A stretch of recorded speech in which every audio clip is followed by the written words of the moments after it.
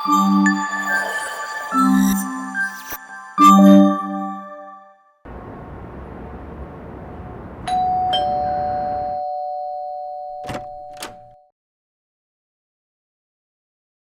మీరా? ఎవరో ఇంపార్టెంట్ వ్యక్తులొచ్చారనుకున్నాను. ఏంటి మీరిక్కడ? బాగున్నావా వదినా? ఏం లేదు, అమ్మాయి ఇంటికొచ్చి సంవత్సరం అయింది కదా, చూద్దామని వచ్చాను. ఓహో! శ్రీజ, మీ అమ్మొచ్చింది చూడు. అమ్మా, ఎప్పుడొచ్చావు? రామ్మా. ఇప్పుడే వచ్చానమ్మా.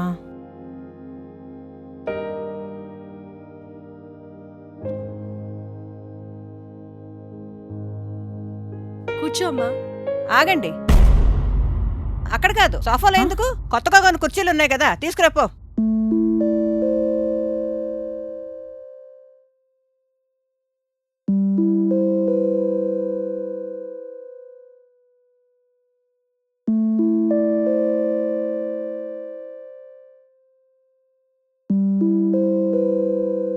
ఏంటలా చూస్తున్నారు? ఈ సోఫాలు మా ఆయన ముంబై నుంచి తెచ్చారు. మీ ఇంట్లో సోఫాల కన్నా చాలా కాస్ట్లీ. బుజ్జి, మీ బాబాయ్ మీ నాన్నవాళ్ళు అడుగుతున్నారు బుజ్జి ఎలా ఉందని. మీ వాళ్ళందరికీ చెప్పండి, ఇలాంటి గొప్పింటి రావడం మీ అమ్మాయి చేసుకున్న అదృష్టం. పెళ్లి చాలా సింపుల్గా చేసేసరికి మాకేమీ లేదనుకుంటున్నారు. నేనైతే మా చుట్టాలందరికీ చెప్పాను, వాళ్ళు పిల్లనైతే పెంచారు గాని పెళ్లి చేయడమే కష్టమని. ఏదో వదినా, మాకున్న దాంట్లోనే పెళ్లి చేశాం. ఏం చేశారు? వచ్చిన చుట్టాలందరూ ఏసీ రూములు లేవు, భోజన సదుపాయాలు లేవు, వాటర్ ఫెసిలిటీ లేదని ఇప్పుడు దాకా మాకు దెప్పుతూనే ఉన్నారు. ఈ మధ్య మా తమ్ముడు కొడుకు పెళ్ళయింది, 50 లక్షలు కట్నం ఇచ్చారు. మీరేమో చాలా సింపుల్గా 10 లక్షల కట్నంతో తేల్చేశారు. ఆ డబ్బు ఎక్కడ సరిపోతుందని ఇంకో 10 లక్షలు ఇమ్మని మీ ఆయన గారికి చెప్పండి. బంగారం లాంటి అమ్మాయినిచ్చాం వదినా, మీకింకేం కావాలి? బయట అమ్మాయిలను చూడండి ఎలా ఉన్నారో. మా అమ్మాయిని చాలా జాగ్రత్తగా పెంచాం. ఏం పెంచారు? మీ అమ్మాయికి వంట చేయడం రాదు, ఏ పని చేత కాదు. ఇప్పుడిప్పుడే నేర్చుకుంటుంది వదినా. మా ఇంట్లో పనిచేస్తానన్నా గాని అసలు చేయనిచ్చేవాళ్ళం కాదు వదినా. పెళ్లి చేస్తే సరిపోదమ్మా, పెళ్ళయ్యాక అమ్మాయి అత్తారింట్లో ఎలా ఉండాలో నేర్పించాలి. మావాడు ఇష్టపడ్డాడని ఈ పెళ్లి చేశాం, లేకపోతే మీలాంటి వాళ్ళతో సంబంధం కలుపుకుంటామని అనుకోనే లేదు. ఆపండి అత్తయ్య.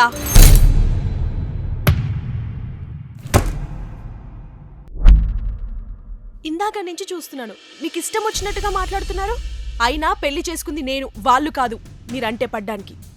ఇక చాలు, మా అమ్మని ఇంకొక్క మాట అన్నా తను ఊరుకుంటుందేమో, నేను మాత్రం ఊరుకోను. శ్రీజ, అత్తయ్యతో అట్లా మాట్లాడొచ్చా? సారీ అండి, ఏదో కోపంలో చిన్నపిల్ల తెలియక మాట్లాడేసింది. నువ్వు ఆగమ్మా, నీకు తెలీదు. ఏంటి ఎప్పుడు మాట్లాడడం దాన్ని ఇప్పుడు మాట్లాడుతున్నాను చూస్తున్నారా? ఇలా మాట్లాడకే 1 ఇయర్గా మీరు నన్ను హౌస్ అరెస్ట్ చేశారు. శ్రీజ, శ్రీజ, ఎంతసేపు పడుకుంటావులే? టిఫిన్ చేసి బాబు క్యారేజ్ కట్టాలి, లే.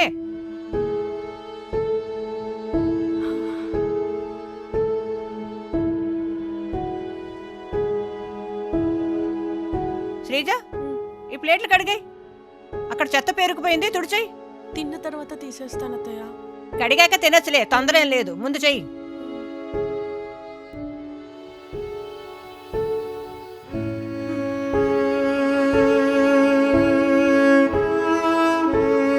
శ్రీజ, అప్పుడే అలసిపోయావా? లంచ్ ప్రిపేర్ చేయవా? మీ మావికి టైం ప్రకారం తినేసి మందులు వేసుకోకపోతే బీపీ పెరుగుతుంది. వెళ్ళి త్వరగా చెయ్యి. సరే అత్తయ్య.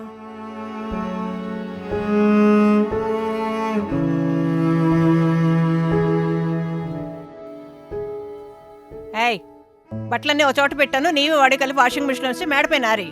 నాకు అసలు అలసటగా ఉంది, వెళ్ళి పడుకుంటాను. బట్టలన్నీ మడతెట్టి మార్కెట్కి వెళ్ళి కూరలు పట్టరా. నేనే పెడదాం అనుకున్నాను, నాకు అసలే మోకాళ్ళు నొప్పులు, డాక్టర్లు ఎక్కువ దూరం నడవద్దన్నారు. వెళ్ళిరా త్వరగా. ఏంటి మార్కెట్కి వెళ్ళి ఇంతసేపు రావడం? వంట ఎవరు చేస్తారు?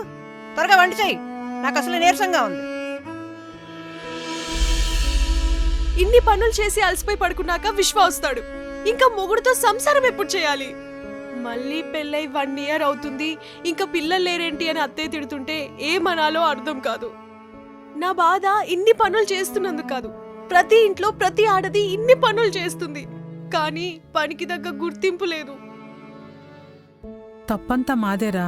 కూతురు గొప్పింటికెళ్తుంది అనుకుంటామే తప్ప వాళ్ళు ఎలా ఉంటారో ఎలా చూసుకుంటారో పట్టించుకోము.